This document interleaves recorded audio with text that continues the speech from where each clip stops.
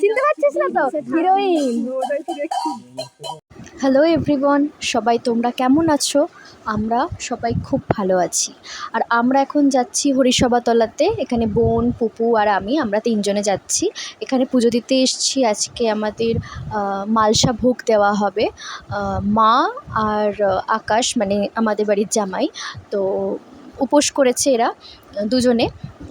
তো বিকালবেলা হরিলুট দেওয়া হবে। আর আমরা সকালবেলা তিনজনে মিলে এসেছিলাম এখানে পুজোটা দিতে। আর পুজো দেওয়া কমপ্লিট হয়ে গেছে। তারপর একটু চারপাশটা আর কি ঘুরে দেখছিলাম, কারণ যেহেতু এখন পুরো ফাঁকা তার জন্য। তো আমরা যাব আর ফটো তুলব না, সেটা তো একদমই হয় না। তো যাই হোক, বোন বললো যে একটা সেলফি তোলো। সব কিছুটাই যে আমরা সোশ্যাল মিডিয়ায় শেয়ার করি সেটা না, কিন্তু তারপরেও কিছু কিছু ফটো তুলি, ভালো লাগে। তো আমরা হয়ে গেছি পুরো রেডি। একদল অলরেডি চলে গেছে। এখন আমি, এখানে পুপু আর বাবা মা আছি। আমরা চারজন যাব একসাথে। আজকে বিশাল গরম। তো আমরা চলে এসেছি হরিসভাতলাতে। আর বিশাল ভিড়, যেমন গরম তেমন ভিড়। তো যাই হোক, এখানে সবাই রয়েছি আমরা একসাথে। আর এই যে পুপু এখানে হরিলুট দিচ্ছে, ওকে দিয়েই দেওয়া হয়েছে।